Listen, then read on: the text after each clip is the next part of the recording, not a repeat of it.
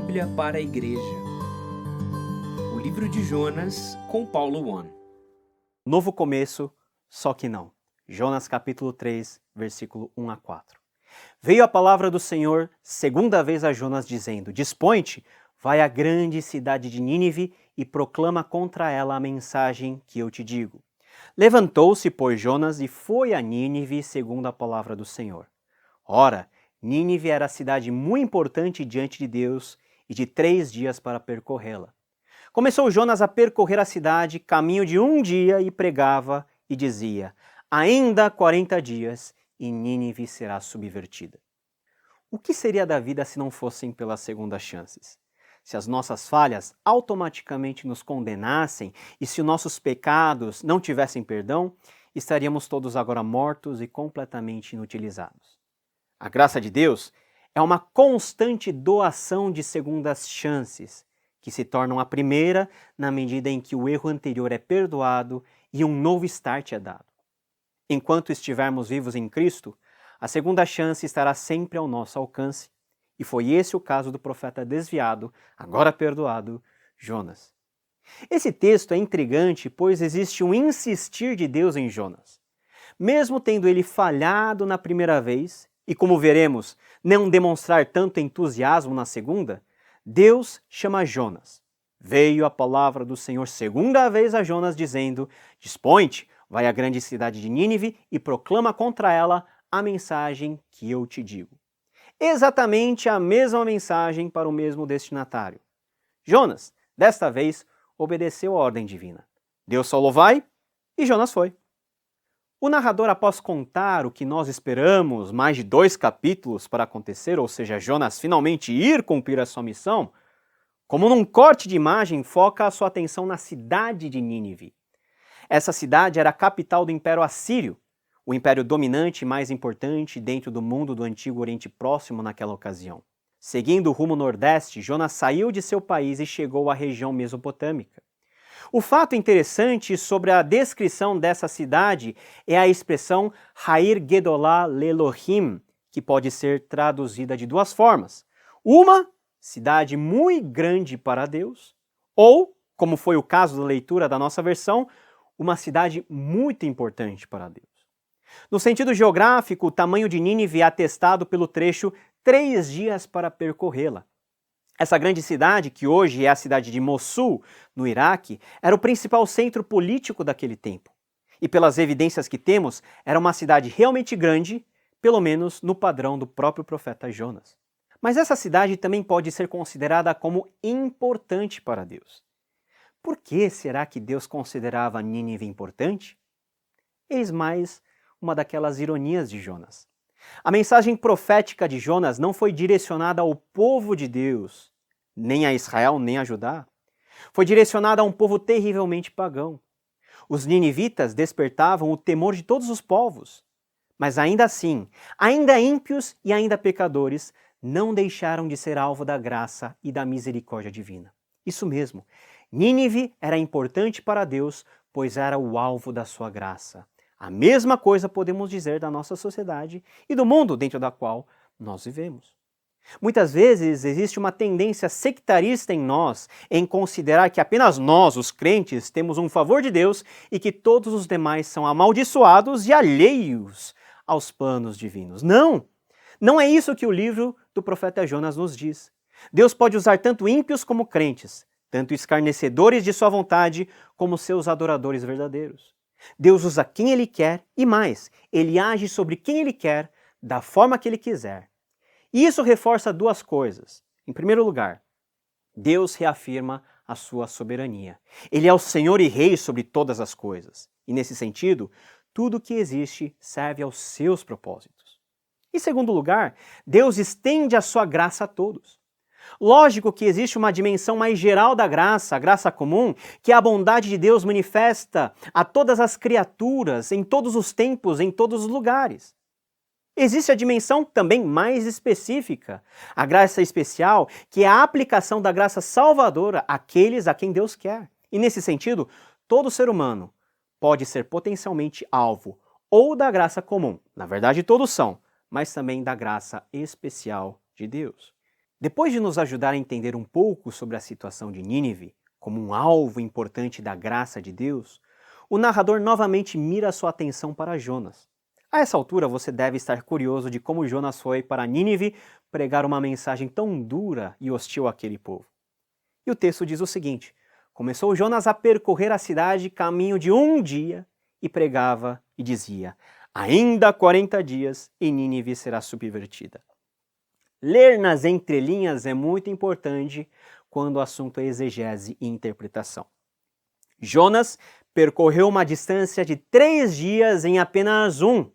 E não somente isso, Jonas fez pregando a mensagem que o Senhor revelara a ele. Ainda em 40 dias e Nínive será subvertida. A sentença estava dada, 40 dias para que Nínive fosse varrida do mapa. Isso significaria a vitória de Deus e do seu povo. Mas eu convido você a ver com atenção novamente o texto. Jonas percorreu Nínive numa velocidade 3 vezes maior pregando a palavra de Deus.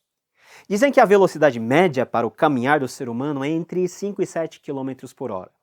Se fizermos um cálculo literal, isso dá uma velocidade média de quase 20 km por hora, uma velocidade surpreendente para um profeta sair anunciando solenemente a vontade de Yahvé. O que eu quero dizer com tudo isso? Jonas foi pregar, mas pregou com a maior má vontade do mundo. Ele simplesmente saiu correndo pela cidade, gritando palavras de juízo sem dar atenção a ninguém, sem explicar mais. Um dia de corrida, o coração acelerando, com misturas de sentimentos. Medo, talvez, vai que os assírios venham e peguem o profeta para matar.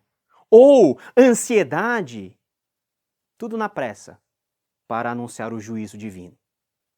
Período muito curto, 40 dias, para que esses selvagens e violentos ninivitas se convertessem. Porque certamente Deus destruiria essa cidade. Jonas provavelmente cumpriu a palavra de Deus, querendo no fundo do coração que ninguém ouvisse ou atentasse à sua sentença. Quando temos a impressão que o profeta de Deus, depois de uma traumatizante experiência de ter sido devorado por um peixe, depois da milagrosa ação de Deus em restaurá-lo à vida, teria a sua consciência renovada e o seu compromisso com Deus restaurado, Jonas vai num caminho diferente.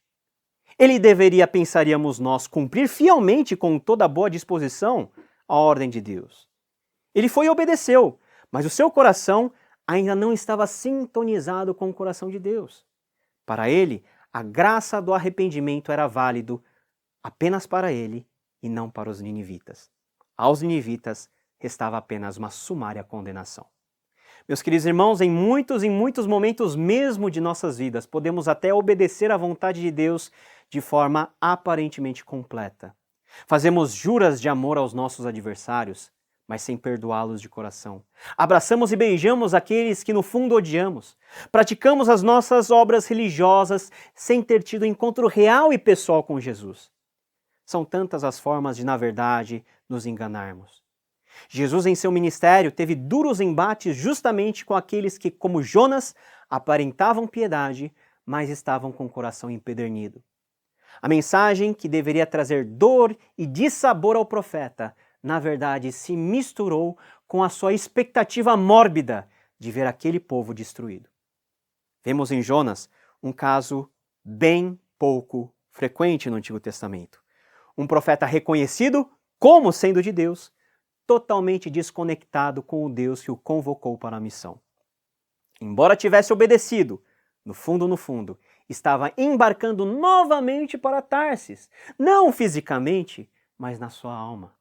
A alma do profeta não correu junto com seus pés. Os pés foram rápidos para julgar e proferir a destruição iminente, mas o coração foi tardio e lento para sacar a vontade oculta de Deus, uma vontade de graça e perdão, mesmo em relação aos piores seres humanos, mas ainda assim, alvos de sua graça. Todos serão salvos? Não. A Bíblia diz que desde a eternidade pregressa, Deus já escolheu os seus para receberem a graça salvadora e irresistível de Jesus. Com essa doutrina, nós estamos bem e confiáveis. Com essa doutrina nós estamos bem e confortáveis.